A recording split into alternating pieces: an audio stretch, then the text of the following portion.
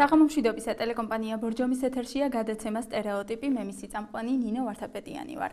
დღევანდელი გადაცემის თემაა პროფესიების შერჩევა და შესაბამისად დღეს სტუდიაში მოვიწვიეთ სხვადასხვა პროფესიის ადამიანები. ესენი არიან ექიმი დათო გუნდიშვილი, ჟურნალისტი და პედაგოგი მონიკა ჭანტურია, არქიტექტორი რევა სკალაძე, მსახიობი და ანსამბლის მომღერალი ალეკო სტეფანიანი და სტუდენტი ნია დათუნიშვილი. მოგესალმებით ყველას, მადლობას გიხდით სტუდიაში მობრძანებისთვის. რომელია დღეისათვის საქართველოში ყველაზე მოთხოვნადი და პოპულარული პროფესიები და რის მიხედვით უნდა შევარჩიოთ ჩვენი პროფესია. მოვისმინოთ პირველ რიგში ადგილობრივების შეფასებები ამ თემაზე და შემდგომ გავაგრძელოთ დისკუსია გამოკითხვა ეთერში. რაც მოთხოვნადია, იმას არავინ არ აბარებს. მაგალითად, პედაგოგობა, რომელიც ყველას სჭირდება, მაგრამ არ აბარებენ ბავშვები. მისდევენ ეკონომიკას, ან ბიზნესი, ან მხოლოდ და მხოლოდ სამართალი. პროფესია გამოყენების მიხედვით უნდა შეირჩეს. ისეთი სპეციალობა უნდა აირჩიოს ადამიანმა, რომელიც ყველგან, ყველა ქვეყანაში გამოადგება და იქნება პრესტიჟული. პრესტიჟული მარტო ფული კი არ არის. მე ვფიქრობ, რომ პედაგოგი არის ყველაზე პოპულარული და საჭირო. რის მიხედვით უნდა შევარჩიოთ ჩვენი პროფესია? თვითონ პროფესია ჯერ მისწრაფებით, ხო? რაც ეხერხება ადამიანს, რაც უფრო მოსწონს და ტალანტი ისიც აქვს. არ უნდა დაუკარგოთ ტალანტი. პროფესიით ვიყავი მაგარი მოდელიური, მკერავი ვიყავი ძალიან. 35 წელი ვიმუშავე, ისე რომ არ გავჩერებულ რა. და გაინტერესებდა და ამიტომ შეარჩიეთ, ხო? მაინტერესებდა ძალიან და ამ წუთშიც მაინტერესებს, მაგრამ აღარ შემიძლია. უცხოენები ალბათ. ტურიზმის. აბარებენ თუ ამ სფეროში კადრების დეფიციტი გვაქვს? დეფიციტიც არის. მშენებელი ალბათ მლესავეში, კატურშიკი. საჭიროება არის, მაგრამ კადრი არ არის. მე მაგალითად მძღოლი ვარ. ბავშვობაში აი მგიჟდებოდი მძღოლობაზე. სკოლაში არ მისწავლია ზეპირა თავით ვისა ყველაფერი. ეგრე არის ადამიანი, რომ დაიბადება პროფესია ჩაიდებს ბუნებაში. აინტერესებს, უნდა ყოველთვის უნდა რომ ის საქმე აკეთოს. ალბათ ეკონომიური განხრით. ასე ვფიქრობ მე. დღეს მასწავლებლობა და ექიმობა არავის აღარ უნდა. რატომ? იმიტომ რომ მასწავლებელი ანაზღაურება ცოტაა და უფრო მოთხოვნადი არ არის, იმიტომ რომ ძალიან გართულდა მასწავლებლის ბევრი საფეხურებია გასავლელი, რომ ხელფასი მეტი მიიღოს და მაგით. არის მიხედვით უნდა შევარჩიოთ პროფესიები თქვენი აზრით? შემოსავლის მიხედვით ალბათ რიციც ხარ დაინტერესებული იმის მიხედვით. იქნება ყველაზე ლოგიკური რომ შევარჩიოთ. და როგორ ფიქრობ და ამის მიხედვით ხდება შერჩევა პროფესიას? არა, მე ვფიქრობ, რომ იმის მიხედვით ხდება, ანუ რა სფეროში უფრო კეთდება ფული, იმიტომ რომ საქართველოში ვფიქრობ, რომ ყველა ეგრე არჩევს პროფესიას. მე მგონი, რომ სამედიცინო ექიმები. რატომ? რა ვიცი, ხალხი, იმიტომ რომ ყველა გაჭირვებულია, ყველა ავად არის დღევანდელი მიდან გამომდინარე, უფრო საჭიროა მედიცინა, რომ განვითარდეს უკეთეს დონეზე. სწავლა ძალიან ბევრი ძვირი ჯდება და მე მგონი, რომ ცოტა დეფიციტი უნდა იყოს კი. ირჩევენ იურიდიულს, ეკონომიურს ირჩევენ. სამედიცინოს ირჩევენ. მე მგონი, უნდა შევარჩიოთ პროფესია, რის მიდრიკილებიც აქვს. რისი ნიჭიც აქვს. რის გაკეთების უნარიანობა მეტი გაქვს. მე მგონი ასე იქნება სწორი. მე კიდე ანაზღაურებაც, რა თქმა უნდა, დღეს პირველი საკითხი ეგ არის, მაგრამ ანაზღაურება უნდა იყოს ყველა პროფესიისთვის საკმაოდ კარგი. მე ალბათ ადამიანი წავა იმ ფაკულტეტზე, რის ნიჭიც აქვს. ბრუნდებით ეთერში თქვენ უყურებთ გადაცემას სტერეოტიპი. ახლა იგივე კითხვა მინდა სტუდიაში დავსვა ბატონო დავით. როგორ ფიქრობთ, რომელია ყველაზე მოთხოვნადი და პოპულარული პროფესია დღეს საქართველოში? რა არის პროფესია, ხო? პროფესიაც არის პროფესიული საქმიანობა. პროფესიულ საქმიანობაში ჩვენ განვიცით გარკვეულ კვალიფიკაციას, შემდგომ იერარქიულ სვლას და ვახცეთ წარმატებებს. წარმოუდგენელია თუ შინაგანი ტალანტი, შინაგანი მიდრეკილება არ აქვს, სადღაც მიაღწიო რაიმე წარმატებას. არ მახსოვს და ვერ ვიხსენებ ერთ შემთხვევას, როდესაც სოფლიოში ცნობილი ადამიანები დასაქმდნენ ისეთ სფეროებში, რომელიც შინაგანად არ აინტერესებდათ, მათი მისწრაფებისაგან არ წარმოადგენდა, არ ქონდათ ამის ნიჭი და რაღაცას მიაღწიეს. არ შეიძლება. ორი მნიშვნელოვანი მომენტი უნდა დაედოს ერთმანეთს, შინაგანი მისწრაფება, შინაგანი ტალანტი და ამისი მორგება გარკვეულ პროფესიაზე. ეს არის სულ ჩემი პასუხი. ანუ პრესტიჟულ პროფესიებზე თუ კი ვილაპარაკებთ, გასაგები არის, რომ გარკვეულ შემთხვევაში, გარკვეულ მოცემულ პირობებში სახელმწიფო უკეთავს ხოლმე თავის საზოგადოებას, თავის ქვეყანაში არსებულ მაცხოვრებლებს გარკვეულ პროფესიებს. იყო პერიოდი, როდესაც მედიცინა იყო ძალიან პრესტიჟული, ან იყო პერიოდი, როდესაც მშენებლები იყვნენ მაგალითად. საუბრისას ერთ-ერთ პოპულარულ პროფესიად სამედიცინო სფეროც დაასახელეს. როგორ ფიქრობთ, რამ განაპირობა ეს? პოპულარული სამედიცინო სფერო ყოველთვის იყო, მოთხოვნადიც ყოველთვის იყო და გასაგებია რატომ? იმიტომ რომ ავადობა ძალიან მაღალი არის. აქედან გამომდინარე, რა თქმა უნდა, მოსახლეობას უხდება ხშირად მიმართვა და როდესაც მოთხოვნადი არის, უნდა მივიდეს კიდევაც, უნდა არსებობდეს კიდევაც, უნდა იყოს ინფრასტრუქტურა შექმნილი და რა თქმა უნდა, ჩანს ეს. ნუ ეხლა ეს მეორე საკითხი არის, ხლა რამდენად მადლიერი პროფესია არის, რამდენად ჭირდება. ფაქტი არის, რომ დღეს საზოგადოებისათვის მოთხოვნადი არის თვითონ ექიმობა, მედიცინა უბრალოდ.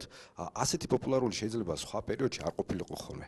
ნუ გეტყვით ახლა მე ცოტა უფროსი ასაკის წარმომადგენელი, იყო პერიოდი, როდესაც მშენებელი, ინჟინერი, არქიტექტორი ბევრად უფრო იყო პრესტიჟული, ამას გეუბნებით მაგალითად 50-იან, 60-იან, 70-იან წლებში გასული საუკუნის, როდესაც საბჭოთა კავშირი შენდებოდა, მოთხოვნა უფრო მეტი იყო. გავიმეორებ წეღანდელს, სახელმწიფომ დააყენა საკითხი და ამდენად უფრო პრესტიჟული გახდა. მე რატომღაც შეიცვალა რაღაცები.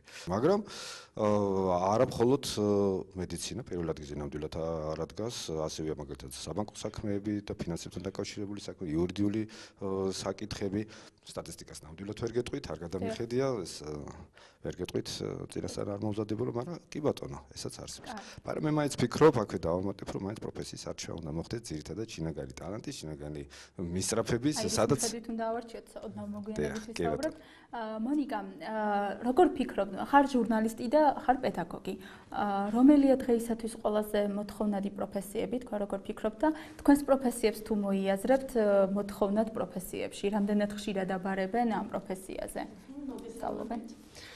საერთოდ ჩვენი პირადი მაგალითები ახალგაზრდებისთვის მეტნაკლებად მისაბაძია.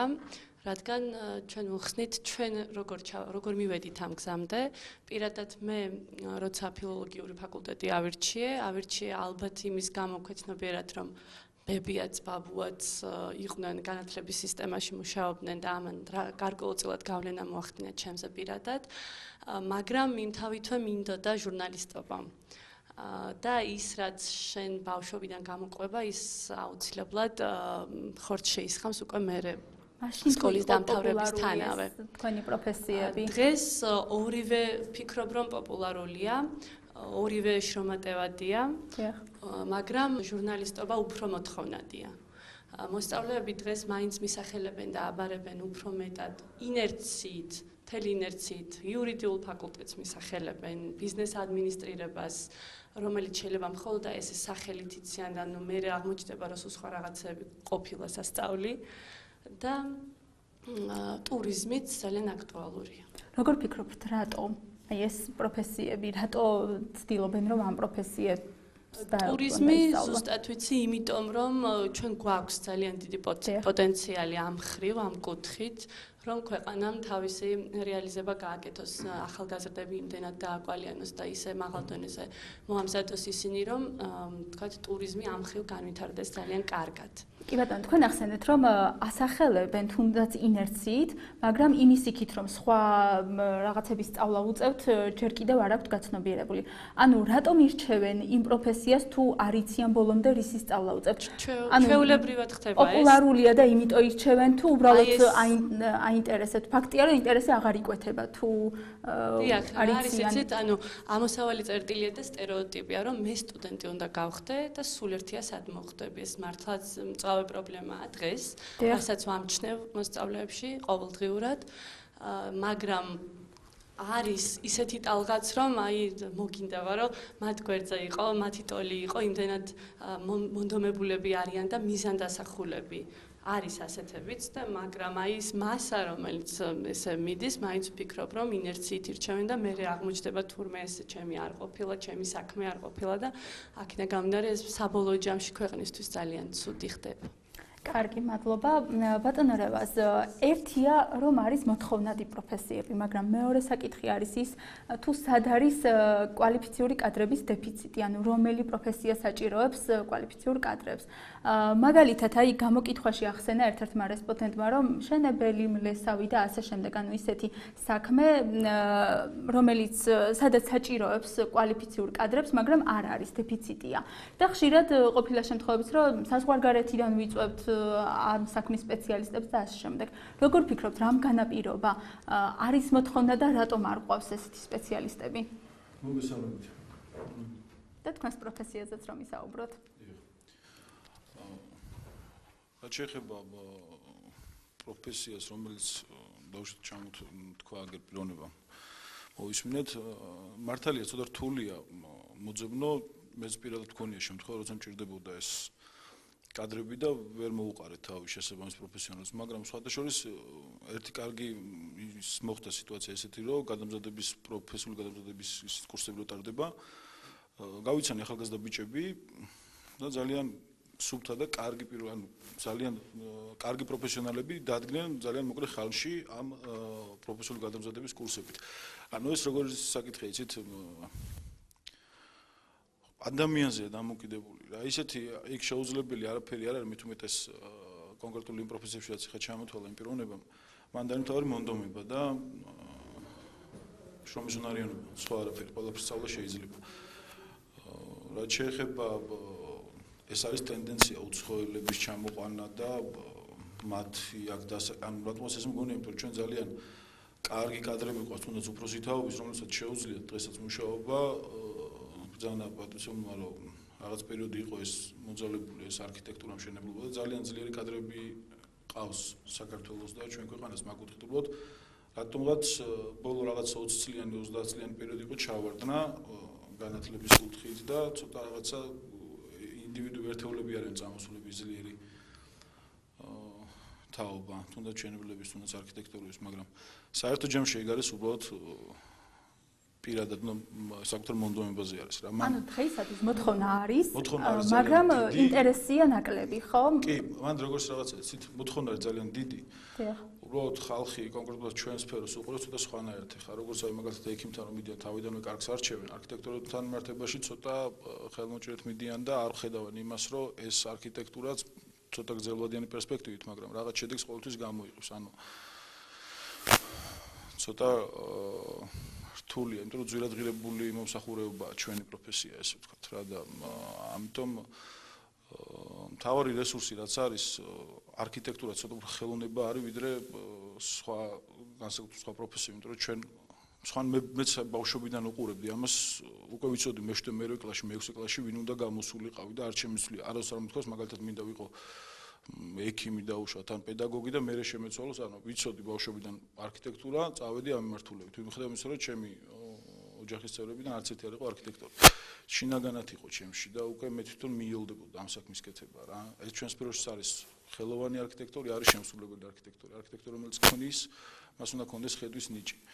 ანუ არქიტექტორი სანამ რაღაცას დააპროექტებს ან ააშენებს, უკვე ხედავს იმ შენობას თავის სამოსახლოში, აქვს ეს და უკვე მოძრაობს. და ანუ კმაყოფილი ხართ თქვენი არჩევანით, რაც წლების წინ მიიღეთ, ხომ? ეთყობა ოჯახში მქონდა ეს ხელშეწყობა, რომ ან ალბათ ისეთი სფერო ავირჩია და პროფესია რომ აღარ იყო იქ ძალდატანება, მაგრამ საერთოდ ოჯახში ახლა იგივე იყო შემოსავლის ხრივ უყურებენ. რასაც ისმენენ, რასაც ხედავენ ახალგაზრდა თაობა, ხო შესაბამისად თვლიან ალბათ სამართალს უფრო კარგს ფინანსურად, ეგრე არ არის. ძალიან ბევრი ადამიანი ვიცი სამართალზე ჩაუბარებიათ და დაამთავრეს ბაკალავრის დიპლომი, მაგრამ გადაუბარებიათ ფილოლოგიურზე თუნდაც, ან ჰუმანიტარულ მეცნიერებათა ფაკულტეტზე. ჩემი ძალიან ახლობელი ადამიანის მაგალითზე ვიძახი. იგივეა ნებისმიერ საქმეში თუნდაც ახლა შტუკატურში ცოტა ისეთი ვიწრო ის არის, მაგრამ თუნდაც ავიღოთ სხვა რა ვიცი, მსახიობი მაგალითად, ხო ძლიერი მსახიობი ყოველთვის ბევრად მეტი შემოსავალი ექნება, ვიდრე მაგალითად საშუალო დონის არქიტექტორს, ხო? მიუხედავად იმისა, რომ ბევრს გონია, რომ არქიტექტურა ძალიან შემოსავლიანი. ამას ბავშვი რომ სტუდენტი მოზარდი რომ აირჩევს, მაქსიმალური ხელშეწყობა უნდა ოჯახიდან და უბრალოდ აი უნდა დაანახონ მართალია ის თავიდან ვის ნიუანსები, მაგალითად აი რაც იურიდიულს მოყვება. იქ უზარმაზარი რაღაც დევს უკან, რაც თავიდანვე არ იცის აბიტურიენტმა და გონია რომ იქ ძალიან მარტივად ჩააბარებს სწავლა წინ, იგივე არქიტექტურაშიც არის რა. ძალიან დიდი კონკურენცია იყო ჩემ პერიოდშიც. რაღაც ვაკუუმი იყო, მაგრამ ნუ შევძელით თაობებმა და მთავარი ჩემი რჩევა უმცროს თაობას თუ შეიძლება ეს რაღაც ვთქვა, რომ არასდროს არ გაჩერდნენ დიპლომის აღების მერე გააგრძელონ სწავლა, თუნდაც მაგისტრატურა, თუნდაც დოქტორანტ, მაგას ისეთი დრო აღარ ჭირდება, ხელშეწყობას არსებობს, მიუხედავად იმისა, რომ დასაქმებული იყო გაძლევენ საშუალებას, რომ შენ განვითარდე, კიდე ისწავლონ, არ დაკმაყოფილდნენ ერთი დიპლომით. ფართოა ეს არქიტექტურაც რა ძალიან. დავით, აუცილებელია რომ კონდეს უმაღლესი განათლება. ხშირად მშობლებისგან გვსმენია რომ არ სურთ თავიანთმა შვილებმა ისწავლონ პროფესიულ სასწავლებლებში, თუნდაც რაიმე ხელობა შეისწავლონ და ასე შემდეგ. ანუ არის განსაზღვრელი ის უმაღლესი დამადასტურებელი მოწმობა, ანუ უმაღლეს წევრებს უნდა მივახციოთ ჩვენ ინდივიდუალურად. დიახ. დიპლომი ამისათვის ვერ გეტყვით რა საჭირო არის. არსებობს პროფესიები, რომელსაც ჭირდება ასეთი განათლება, მაგალითად, მაინც და მაინც უმაღლესი სწავლა და შემდგომში კიდევ ჩამოყალიბება და გავრცელება და დახვეწა და ასე შემდეგ. არსებობს პროფესიები, რომელსაც ეს არ ჭირდება. ჩვენ საუბრობთ დღეს პროფესიებზე. პროფესია არსებობს ცალსახად, ამ პროფესიას თუ ჭირდება და არსებობს სათანადო დღეს სამედიცინო სწავლება ამ სფეროში, კი ბატონო, მაგრამ არსებობს პროფესია, რომელსაც არ ჭირდება ეს. ამიტომ სულებითაც არ არის აუცილებელი. აუცილებელია ყველა უმაღლეს სასწავლებელში. არა, არც ერთ შემთხვევაში. კი ბატონო. კარგი, ალეკო, მაშინ აი რის მიხედვით უნდა შევარჩიოთ? ჩვენ ბევრი ვსაუბრეთ პროფესიის შერჩევაზე. ზოგმა ისაუბრა ანაზღაურების მიხედვით, ზოგმა ისაუბრა გარემოების და მიხედვით, ზოგმა საკუთარი ინტერესების და მიხედვით. შენ პირადად რის მიხედვით შეარჩიე პროფესია, შენი პროფესია და ზოგადად რის მიხედვით უნდა ხდებოდეს პროფესიის შერჩევა? პირველ რიგში მოგესალმებით. მადლობა მოწვევისთვის. რა ვიცი, ჩემზე უფროსი ადამიანია ბატონი დავითი და კარგად თქვა რომ ანუ ინტუიციას უნდა მივედოთ და ტალანტს ადამიანს რისი ნიჭიც აქვს. ამის გაგება იმ ასაკში, როცა სტუდენტი ხდები, ძალიან ძნელია. და ზოგადად ასე მგონია რომ არ იციან თავის პროფესია რას ნიშნავს, როცა მოზარდი ირჩევს, იმიტომ რომ არ მგონია ეხლა სტუდენტი რომელიც აბარებს იცოდეს ზოგადად ექიმობა რას ნიშნავს. და თუნდაც ჟურნალისტობა, იმიტომ რომ თუ კარგი ექიმი გინდა რომ იყო, ეს არის ძალიან რთული და ძალიან დიდ სიძნელებთან არის დაკავშირებული და ეს მე მაინც პირველი რაც არის გამოსასწორებელი, ეს არის განათლების პრობლემა. იმიტომ რომ მოზარდმა გარდა იმისა, რომ სკოლაში უნდა ისწავლოს, უნდა იცოდეს ჩემი აზრით და ბევრმა არ იცის, უბრალოდ ამბობს, იმიტომ რომ ან დედას უნდა, ან თავის მეგობარი, მე ბევრი ვიცი რომ მეგობარი აბარებს სამედიცინოზე და მეც სამედიცინოზე ვაბარებ, იმიტომ რომ ერთად ვიმოძრაოთ თბილისში, ესეთი რაღაც არსებობს. ხო და ანუ მშობლებზე არის და ბევრ რამეზეა, ბევრი ფაქტორია აქ. მშობელმაც უნდა მიცეს განათლება შვილს, სკოლამაც უნდა მიცეს. მე დავუშვათ, როცა ვირჩევ ხო რომ ვიყო ექიმი ან ჟურნალისტი, ზუსტად უნდა ვიცოდე ეს რა სიძნელეა, რამდენი შრომა მჭირდება და ჩემი აზრით შრომა იწყება, როცა უკვე სამსახურს იწყებ და როცა უკვე მუშაობას შეუდგები. ჩემი აზრით ძალიან ადვილია იმასთან შედარებით სტუდენტობა. და სტუდენტობა უნივერსიტეტული სწავლა, ვიდრე შემდეგ შრომა ძალიან დიდი საჭირო ყველა პროფესიაში. კარგი, აქვე საკუთარი გამოცდილებაც რო გითხრათ, რა პროფესიის ბრძანდებით, რის მიხედვით აარჩიეთ და თუ გაამართლა? ნუ ეკონომიური მაქვს დამსახურებული, მაგრამ სულ ხუმრობ ხოლმე ამაზე, რომ სკოლაში რომ მივედი, ანუ პირველ კლასელებს აწერინებენ, ვინა უნდა გამოვიდეს და იქ ჩავწერებ მსახიობი და მომღერალი და რავი ძალიან ბედნიერია. მაშინ რატომ აირჩიე ეკონომია? არა მირჩევია, უბრალოდ არ თბილისში ვერ ვისწავლე თანხების პრობლემის გამო და დავამთავრე კერძო კოლეჯი ეკონომიური, სწავლობდი ამ სფეროსაც და რავი რაღაცები ვიცი. ანუ იმის გამო რომ არ იყო ის ფაკულტეტი და ის ხო, ანუ თეატრალური ბორჯომში რო ყოფილიყო, აუცილებლად ვისწავლიდი, უბრალოდ და რავი, კიდევაც მიხარია რომ თეატრალური არ დავამთავრე სიმართლე გითხრათ, იმიტომ რომ ძალიან დიდი გამოცდილება მივიღე, 12 წელია უკვე მსახიობი ვარ და ჩემ რეჟისორებთან მუშაობა ნიშნავს, რომ დაამთავრო 2 უნივერსიტეტი თეატრალურის. და ძალიან მიხარია, კი. და რავი, ბედნიერი ადამიანი ვარ და ახალგაზრდებს ურჩევ, რომ მიიღონ იმ სფეროდან განათლება, რაზეც ჩაბარება, ანუ რაზეც უნდათ რომ ჩააბარონ. მაგალითად, თუ უნდათ რომ კარგი ექიმები იყვნენ, ეს უნდა იცოდნენ, რომ მარტო წიგნით ექიმი ვერ გახდები და მარტო შენი მასწავლებელი ექიმს ვერ გახდის.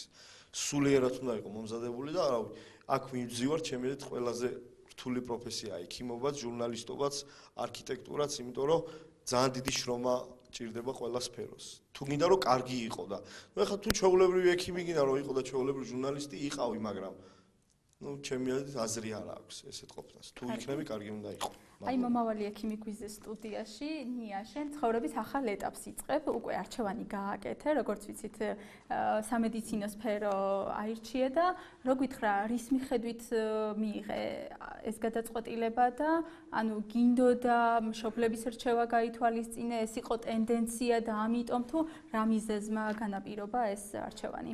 პირველ რიგში ავირჩიე, იმიტომ რომ მომწონდა ეს პროფესია და რატომღაც ჩემი თავი სხვა პროფესიაში არ წარმომედგინა. ანუ ოჯახში რომ გითხრათ რომ ძალიან უნდათ ეს სფერო ამერჩია, მოგატყუებთ, იმიტომ რომ წინააღმდეგობა თუ იყო? წინააღმდეგობა არ იყო, არასდროს არ დაუძალებიათ ჩემთვის რაიმე პროფესიის არჩევა და მომცეს თავისუფლება. ანუ რაც გინდა ის აირჩიე, მაგრამ დედას ძალიან არ უნდოდა ეს პროფესია რომ ამერჩია, იმიტომ რომ რთულია, სირთულეებთან არის დაკავშირებული და ძალიან დიდი დრო სჭირდება სანამ შედეგს მიაღწევ, მაგრამ რა ვიცი, უკან არასდროს არ დამიხევია და მჯერა რომ წარმატებას მივაღწევ. კარგი, წარმატებებს გისურვებთ ნამდვილად. მონიკა, თუ შევადარებთ თბილისს და რეგიონებს, აქ თუ არის განსხვავება პროფესიის შერჩევის კუთხით?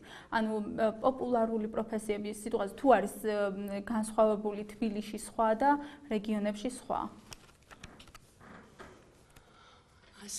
ასე კონკრეტულად ამ წუთას ვერ მოვიაზრება, ალბათ ისევ ჩემს სფეროს დაუბრუნდები, რომ პედაგოგი, ვთქვათ. ანუ რეგიონებში, ბოდიში გაგაწყვეტინა, რეგიონებში სხვა მოთხოვნა ხო არ არის და იქიდან გამომდინარე ხო არ აბარებენ იმ პროფესიაზე, იმ ფაკულტეტზე და თბილისში შეიძლება სულ სხვა რეალობა, მაგალითად ბორჯომი საკურორტო ქალაქია და რაღაცა ტურიზმის მიმართულებით. ანუ ამ კუთხით ხო არ არის სხვაობა? სხვაობა არ ვიცი, თუმცა მაფიქრებს ის ამბავი, რომ სტუდენტი, რომელიც რეგიონიდან გადის, ის ნამდვილად უბრუნდება კი თავის რეგიონს შემდეგ, იმ 4 წლიანი, 6 წლიანი სწავლის შემდეგ. ეს ძალიან მაფიქრებს, თუ უბრუნდება, ალბათ იმ თვალსაზრისით იქ რა უნდა ვაკეთო, გამოვიყენებ თუ არა ჩემს პროფესიას, აი მაგალითად ნიაკო, რომელიც მომავალი ექიმია, დაუბრუნდება კი ის თავის ბორჯომს სწავლის შემდეგ და იმ მიღებულ ცოდნას მოახმარს კი თავის ქალაქს. ანუ ეს პრობლემა დგას, რადგან დიდი ქალაქი ყოველთვის იძლევა იმის საცდურს, იმის შესაძლებლობას, რომ იქ დაგტოვოს თავისთვის და ვთქვათ, უფრო მეტი ასპარეზი ნახო იქ, პირადად მეც შემეძლო ძალიან თავისუფლად 2 სამსახური იქაც მქონოდა და ასე შემდეგ. თუმცა მაგრამ ახალგაზრდებმა ალბათ გეზი იქითკენ უნდა აიღონ, რომ რაც მათ რეგიონს მოერგება, რასაც აი რეალიზებას თუ შეძლებენ თავიანთ ქალაქში, ყოველთვის ჯობია რომ დაგვიბრუნდნენ ყოველთვის. კარგი, ბატონო რევაზ, არქიტექტორების მოთხოვნა რეგიონებში უფრო მეტად არის თუ დედაქალაქში? აი რაღაცა თქვენი პროფესიიდან გამომდინარე შედარება რომ მოახდინოთ? კი ბატონო. მიუხედავად იმისა, რომ უკვე თითქმის 2 წელია აღარ მუშაობ ძველსამსახურში, მე ძალიან შვიდად და წყნარად და სუფთად გრძნობ თავს ბორჯომში და ცხოვრობ აქ. ну რაღაცა დროის ჩემი პროცესი ძირითადად ვატარებ ბორჯომში, იმიტომ რომ თბილისში ცოტა შეუძლებელი გახდა ცხოვრება. პროფესია ჩემი არ ითხოვს კონკრეტულ ერთ ადგილზე დაფუძნებას. ანუ არქიტექტურა ძალიან მარტივად შეგიძლია აიღო დაკვეთა დასავლეთში, ბათუმში დაუშვათ სვანეთში, კახეთში, მაგას არ აქვს არსებითი მნიშვნელობა, იმიტომ რომ თავარია იცხოვრო იქ, სადაც შენ ძალიან მოგწონს, ძალიან სიამოვნებს, მაგალითად მე ბორჯომში ძალიან მომწონს, ძალიან სიამოვნებს და აუცილებლად ჩემი ცხოვრების მინიმუმ ნახევარს მე ბორჯომს დავუკავშირებ, მაგრამ პროფესია ისეთი, რომ არ გჭირდება სადღაც მუდმივად ყოფნა. ანუ საერთოდ შეგიძლია სახლიდან აკეთო ეს საქმე. სადღაც ეგ პროფესია თითქმის ჩვენ ყოველ ჩვენთან შეუძლია ესე გააკეთოს, კარგი ექიმი სახში შეუძლია მიიღოს პაციენტი, ფილოლოგს არ შეუძლია მიიღოს მოსწავლე, ერთ-ერთი მსახიობი დაგვეჭა. ანუ ნებისმიერი სფერო ისეთია ძალიან მარტივად ძალიან გამიულდა. მე აკლიმატიზმ წელს ჩამოვიდი 5 წელს წინ ბორჯომში, ძალიან გამიულდა. იმიტომ ძალიან ახლოს არის საქართველოს ეს პატარა არის და მithumet ეს რაიონები და ძალიან კარგი იყო ჩემთვის ეს რაიონში, როგორც ჩემს უცხოარი იყო, მაგრამ რაღაცნაირად ძალიან გამიმარტივდა შევძელი. ხარ ვიცი, ნიაკო გოგოა მაინც რამდენად გავიოლდება და უშუალოდ თბილისში თუ დარჩა, მაგრამ იმდენად გავიოლდება პირველი 1 წლის მერე თბილისში თუ რაღაც კარგი პრესტიჟული სამსახური ნახდა. აქ ჩამოსვლა, რომ ვერ იგზნობს საერთოდ ამ მანძილს ბორჯომიდან გინას ბათუმამდე, გინას თბილისამდე. ეს არის უბრალოდ სადაც ქსიამონებს კომფორტულად გზნობ თავს, იქ უნდა იყო და იქიდან შეგეძლია საქმე აკეთო რა. არაფერი სირთულე მანდ არ არის რა, უმარტივესია. კი ბატონო, მადლობა. ბატონო დავით, მშობლების როლზე ვსაუბრობდით და თქვენ როგორც მშობელი, თუ ერეოდით შვილის გადაწყვეტილებაში, როდესაც იღებდნენ გადაწყვეტილებას პროფესიის არჩევისას. ან თუ მიგიციათ რჩევა, რომ არა ეს პროფესია კი არა ეს უკეთესია, აი თქვენი ოჯახის მაგალითზე რო გითხრათ. ბავშვები არიან, არა აქვს გამოცდილება, უნდა დავეხმაროთ. რჩევა აუცილებელი არის. ჩვენ ალბათ თუ კითხვას თუ შევხედათ, ვაძალებთ თუ არ ვაძალებთ? მგონი ასე ჯობია მივდგეთ? ცალსახად არ ვაძალებთ. ვურჩევთ.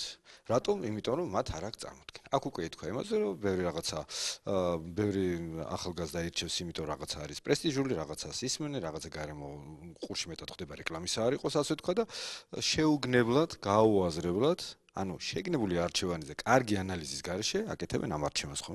ხშირად ცდებიან, ბუნებრივია. საერთოდ მომავალში ხო ფაქტი არის, ეხლა უკვე დიდებია და ვიცით ეს ამავე, რომ კარგად უნდა დაგეგმო რაღაცა. თუ გინდა წარმატებას მიაღწიო. არ დაგეგმო, არ გამოგივა. ან გამოგივა, ან არ გამოგივა. აქედან გამომდინარე ეხლა ორი აზრი არ არის იმაზე, რომ როდესაც ამხელა რაღაცას ირჩევ შენი პროფესია, ანუ რაც უნდა იყოს შენი სულიერისას და ფიზიკურისას და ფინანსურისას, ასე შემდეგ. ესე იგი, შენთვის უნდა იყოს პრიორიტეტი ცხოვრება, შეიძლება ოჯახი გვერდზე დაგჭირდეს, სულთლიან სამსახურში იყოს. არსებობს. ისე უნდა გიყვარდეს ძალიან და გაანალიზო კარგად, შენ რის თავი გაქვს, რის საშუალება გაქვს და სად მოახდენ შენი ნიჭი, შენი ტალანტი, შენი შესაძლებლობების რეალიზებას, ხო?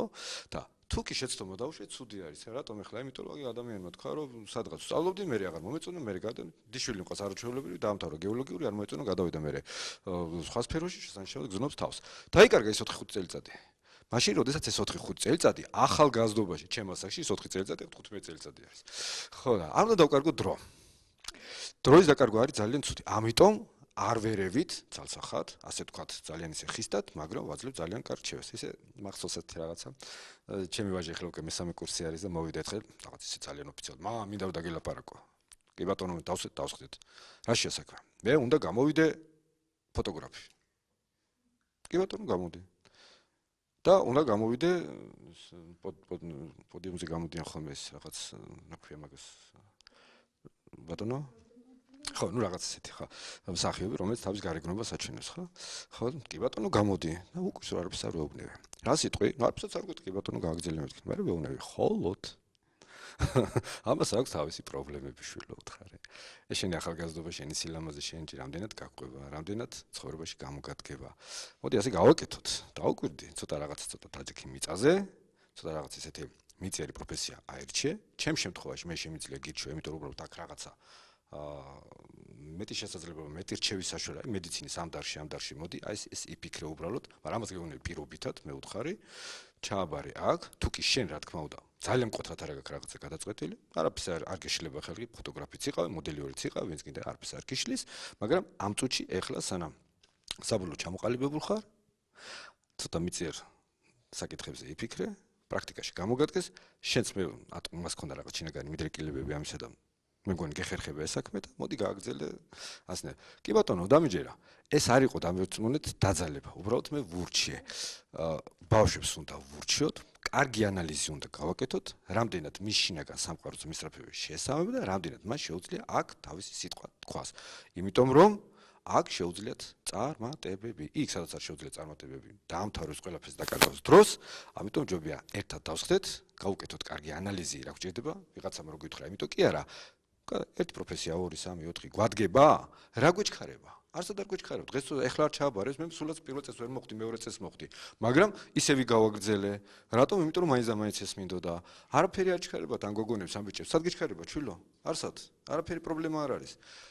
მოგწონს? კი ბატონო. გააგრძელე კი ბატონო. ხო, კი ბატონო, მაგრამ თავის რეალიზება შეძლო და სულ ვეუბნები. დღეს თუ არ მოგეწონება მაგალითად მედიცინა გოგოს გაყვა ახლა არ ვიცი რატომღაც, თუ არ მოგეწონება, არ დაფიქრდე. არაფრის პრობლემა არ არის. ერთი წელის ეხლანდელი დაკარგული ერთი წელი ნიშნავს, რომ შენ ძალიან ბევრს დაკარგავ მომავალში. ამიტომ აი ესე ძალიან გადაწყვეტილები და შემართებულად დაანები იმას თავი რაც არ ვარგა, გადადი იმაზე, რაც ჩემთვის უკეთესი არის. აი ეს არის სულ ჩემი პოზიცია ამ შემთხვევით დაკავშირებით. კი, მონიკა, ეხლა თქვენთან მაქვს კითხვა.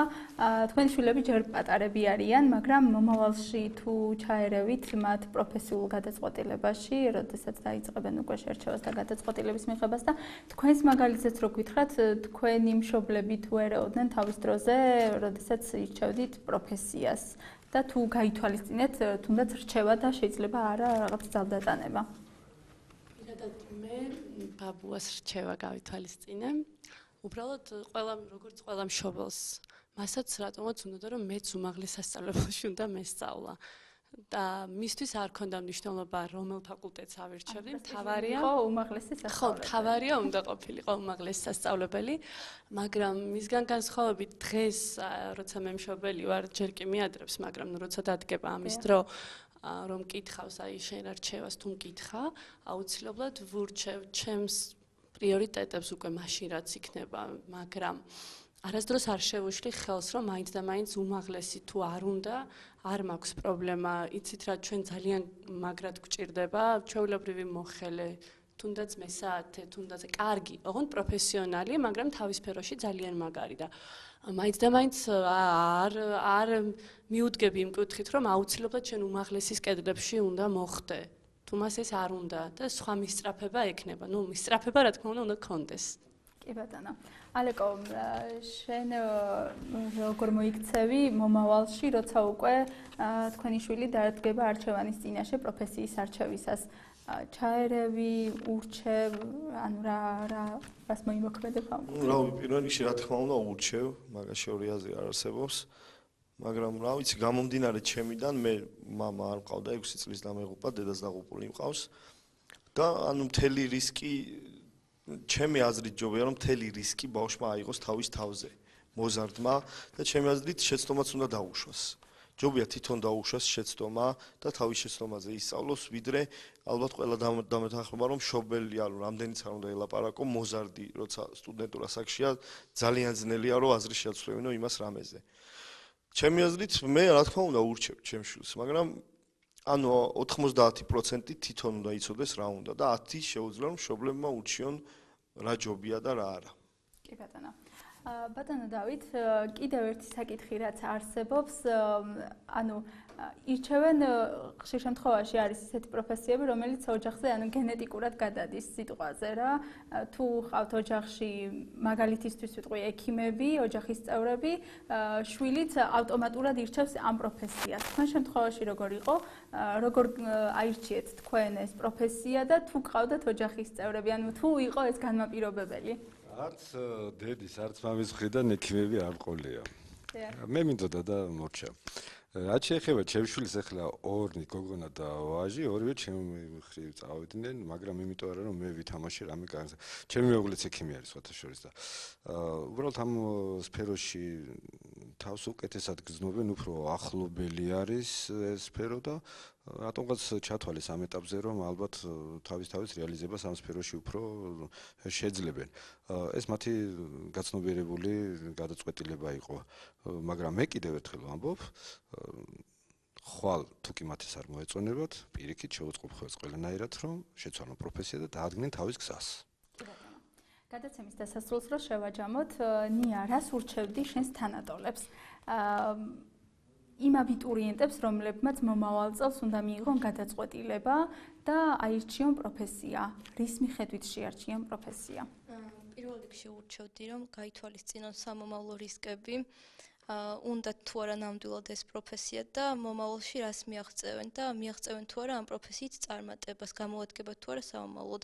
შეიძლება დღეს პრესტიჟული იყოს, მაგრამ მომავალში უკვე აღარ გამოადგეთ და აღარ იყოს ისეთი საჭირო, როგორც თუნდაც დღეს და ანუ განსაზღვრონ ის რისკები, რაც სამომავლოდ ელოდებათ და მეც არაფერს განსაკუთრებულს. პირადად მე სტუდენტობის დროსაც ვერ ვისვენებდი, სულ მეწერებოდა და ანუ თუ რაღაცას ტექსტი აი თავში რაღაცებს ვაწყობდი წინადადებებს, ის გადმომქონდა ფურცელზე. შემდეგ მეორე დილით მიმქონდა რედაქციაში და ერთი სული მქონდა, თქვა, როდის დაიბეჭდებოდა ეს ტექსტი. ანუ შინაგანად თუ მის გარეშე არ უნდა მოისვენო ის, რაც გაქვს მიზანდასახული, რომ ეს გინდა, ეს განიჭებს სიამოვნებას. რა თქმა უნდა გიყვარდეს, მაგრამ მეორე მხრივ რო შევხედო, არ თავდება ჩაბარებით, მე დამთავრებით ყველაფერი და მე რომ მასწავლებელი ვარ, მე მინდა რომ ყოველდღე რაღაცა ახალი ვისწავლო, თუნდაც იმ მოსწავლისგან ვსწავლობ ძალიან ბევრ ამას, მე და ყოველდღე რაღაცა აბიტურიენტებსაც და შემდეგ უკვე სტუდენტებსაც ვურჩევ, რომ ძიების გზა არის ყველაზე ძალიან მაგარი მომნიჭებელი სიამოვნებისაც და უკვე განახებს იმ გზას, რა გზას მიყვები შენ სწორად თუ არ მიყვები, ასე რომ სიამოვნება, შემდეგ მუდმივი ძიება და მუდმივი სწავლის უნარი, ეს ყოველთვის უნდა გაგაჩნდეს ალბათ სულ, სანამ ხარ. მადლობა, ბატონო რეზო, რას დავამატებთ? რას ურჩევთ? ურჩევ პირველ რიგში ალბათ გადაწყვეტილებას როცა მიიღებენ აბიტურიენტები. პირველივე წელიწადს ხვდები უკვე რა ცვლილებები შენი არ არის საგანი შენ და მქონდეთ იმდენი ძალა რომ ცვლილებებისთვის მზადიყო. თუნდაც ოჯახშიც უფრო მშობლებსაც ურჩევ რომ პირველივე წელიწადს ეტყობა ადამიანს და ის 4 წელის და რაღაც პერიოდის დაკარგვას ჯობია სასწრაფოდ მოერგონ ახალ პროფესიას დაუშვათ, გააკეთონ ცვლილება, მაგრამ თავარი რაც მე წეღანას ვთქვი, რაღაც საგანში არ არის მართალი ბრძანდებით დიპლომი საჭირო, მაგრამ მე ჩემი შეცდომა მაქვს დაშვებული, როცა რაღაც პერიოდი დავკარგე ცხოვრებაში, გავწყვიტე რა დავამთავრე ბაკალავრი და მაგისტრატურაზე რაღაც პერიოდი დავკარგე.